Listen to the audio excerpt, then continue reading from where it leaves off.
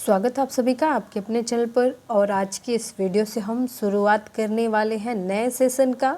LLB या फिर BLLB किसी भी यूनिवर्सिटी के लिए आप तैयारी कर रहे हैं एंट्रेंस एग्ज़ाम का 2024 के लिए, तो आप सभी के लिए एक संजीवनी बैच बनाया गया है जिसमें क्या क्या चीज़ें आपको मिलेंगी। इसके लिए आपको परेशान होने की ज़रूरत नहीं है, किसी भी प्रकार का आपको कोई पेमेंट नहीं करना है, फ्री ऑफ कॉस्ट पूरा कोर्स आपको कराया जाएगा। और जिस प्रकार से इस बार आपको पूरा कोर्स फ्री में दिया गया था, उसी प्रकार से आगे भी आपको क्लासेस फ्री में ही मिलेंगी। किसी भी प्रकार का कोई पेड कोर्स नहीं है। क्या क्या चीज़ें आपको मिलेंगी आप देख सकते हैं। आपको फुल लाइव क्लासेस मिलेंगी जिसमें आप अपने कमेंट जो भी आपके होंगे, आपको सभी कमेंट्स का आपका आंसर मिलेगा। लाइव आकर के आप डेली पढ़ सकते हैं। टाइमिंग आपकी फ़िक्स कर दी जाएगी। जब भी क्लास होगा वो आपका शाम के 7 बजे से रात के 10-11 बजे तक हो सकते हैं, क्योंकि इस टाइम में सभी बच्चे अपने घर पे या फिर जहाँ भी हों एकांत में होते हैं, मतलब पढ़ने के परिस्थिति में होते हैं। चैप्टर वाइज चीज़ें आपको पढ़ाई जाएंगी। और पिछली बार कमी ये रह गई थी कि आपको पीडीएफ टाइमली नहीं मिल पाता था, पर इस बार की क्लास में आपको जो भी क्लासेस दी जाएंगी उससे रिलेटेड जो भी पीडीएफ होंगे वो टेलीग्राम चैनल पे आपको पोस्ट कर दिए जाएंगे, तो वहाँ से आप पीडीएफ डाउनलोड कर पाएंगे। अब पीडीएफ की बात आती है तो टेलीग्राम चैनल की बात आती है, तो टेलीग्राम चैनल का जो लिंक है वो वीडियो के डिस्क्रिप्शन बॉक्स में मिल जाएगा। वहाँ से आप टेलीग्राम चैनल पर विजिट कर सकते हैं और पीडीएफ डाउनलोड कर सकते हैं। चैप्टर वाइज चीज़ें आपको प्रैक्टिस कराई जाएंगी, जैसे टॉपिक वाइज चीज़ें आपको डिस्कस करी जाएंगी, समझाई जाएंगी। ठीक उसके बाद ही आपको उससे रिलेटेड जो भी क्वेश्चन होंगे आपको समझाए जाएंगे, ताकि आप हर एक चीज़ को अच्छे से समझ सके। तो आप अपने हाथों से अपना खुद का नोट्स बनाते हुए चलिएगा।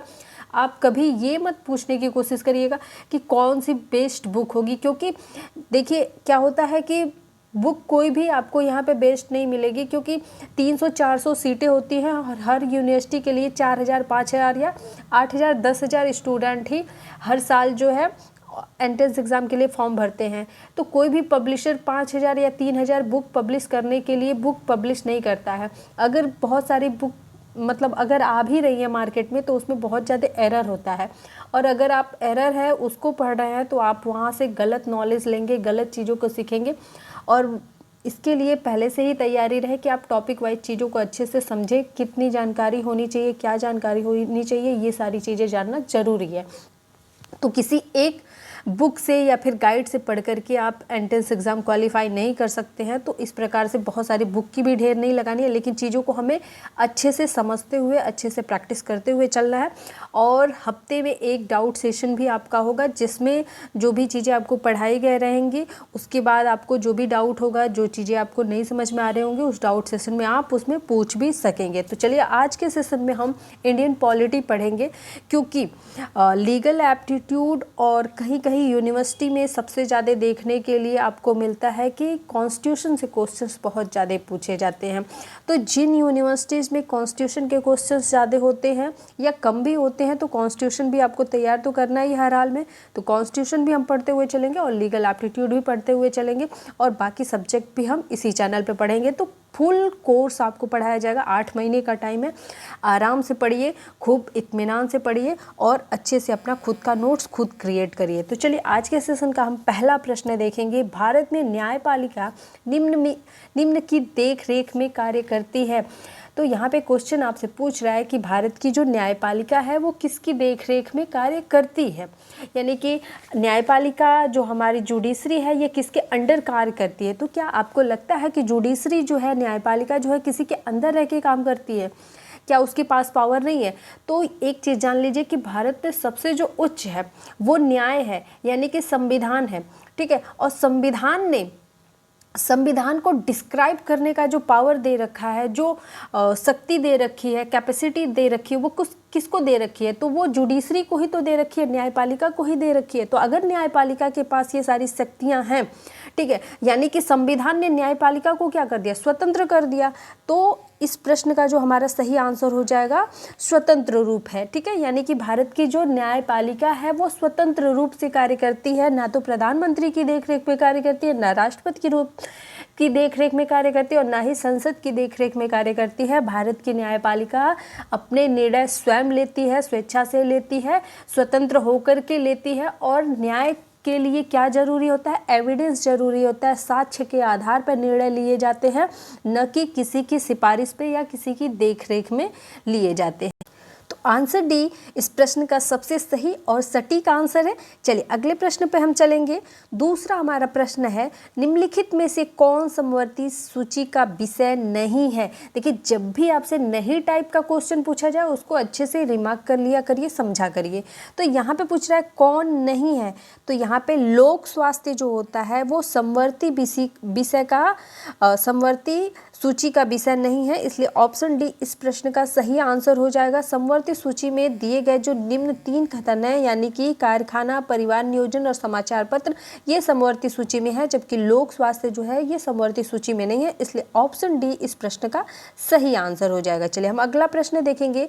कोई विधेयक धन विधेयक है अथवा नहीं, इसका निर्णय कौन करता है। तो जब भी इस प्रकार का निर्णय की बात आएगी कि इसका निर्णय कौन करता है, तो इसका निर्णय लोकसभा अध्यक्ष करते हैं। धन विधेयक है या नहीं है, इसे कौन करेगा, लोकसभा अध्यक्ष करते हैं। ठीक है, ऑप्शन ए इस प्रश्न का क्या हो जाएगा, सही आंसर हो जाएगा। आगे हम देखेंगे दूसरा प्रश्न हमारा, राज्य में मंत्रिपरिषद उत्तरदायी होता है। राज्य का जो मंत्रिपरिषद होता है वो किसके प्रति उत्तरदायी होता है। जैसे आप केंद्र का मंत्रिपरिषद जो होता है, मंत्रिमंडल जो होता है, किसके प्रति, लोकसभा के प्रति उत्तरदायी होता है। तो यहाँ पे पूछ रहा है कि राज्य में जो मंत्रिपरिषद होता है वो किसके प्रति उत्तरदायी होता है, तो विधानसभा के प्रति उत्तरदायी होता है, विधानसभा के प्रति उत्तरदायी होता है। चलिए एक क्वेश्चन है आप सभी से कि उत्तर प्रदेश में लोकसभा सीटों की संख्या बताइएगा। उत्तर प्रदेश में लोकसभा सीटों की संख्या बताइएगा। चलिए आगे हमारा क्वेश्चन है, किस संविधान संशोधन के अंतर्गत मौलिक कर्तव्य को भारतीय संविधान में शामिल किया गया। किस संविधान संशोधन के अंतर्गत मौलिक कर्तव्य को संविधान में शामिल किया गया। तो ऑप्शन ए इस प्रश्न का सही आंसर हो जाएगा। 42वें संविधान संशोधन के माध्यम से मौलिक कर्तव्यों को भारतीय संविधान में जोड़ा गया है। चलिए हम आगे प्रश्न देखेंगे। भारतीय संविधान में राज्य के नीति निर्देशक सिद्धांत की संकल्पना कहाँ से ली गई है। आपको पता होना चाहिए कि भारत का जो संविधान है ये एडॉप्टेड है, यानी कि कई सारे देश के संविधानों को ले करके वहाँ से एडॉप्ट करके हम लोगों ने कई सारी चीज़ों को, जो भी अन्य देशों के अच्छे अच्छे पॉइंट्स हमें लगे, हमने उनको क्या क्या कलेक्ट किया और अपने देश का एक बहुत ही बेहतर संविधान बनाने की कोशिश की। अच्छा, संविधान किसके लिए बनाए गए, तो भारत के लोगों के लिए बनाए गए। ठीक है, अब यहाँ पे क्वेश्चन है कि नीति निर्देशक सिद्धांत जो है ये कहाँ से लिए गए, तो सभी चीज़ें कहीं ना कहीं से अडॉप्ट की गई हैं, इनकी स्वयं की कुछ भी नहीं है। तो यहाँ पे जो है आयरलैंड का जो संविधान था वहाँ से नीति निर्देशक तत्वों का या फिर सिद्धांत का एडॉप्शन किया गया है। डीपीएसपी कहाँ से लिए गए हैं, आयरलैंड से लिए गए हैं।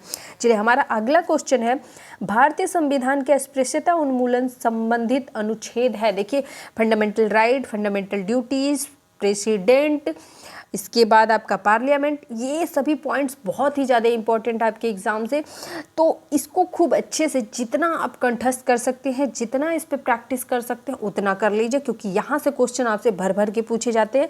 इस प्रश्न का जो सही आंसर होने वाला है अनुच्छेद 17 होने वाला है। अनुच्छेद 17 के अकॉर्डिंग अस्पृश्यता का उन्मूलन संबंधित अनुच्छेद बताया गया है भारतीय संविधान में। अब अस्पृश्यता का मतलब आप समझ लीजिए, मतलब छुआछूत, रंग रूप और जाति पाति के नाम पर भेदभाव करना को प्रतिबंधित किया गया है भारतीय संविधान के अनुच्छेद 17 के अकॉर्डिंग।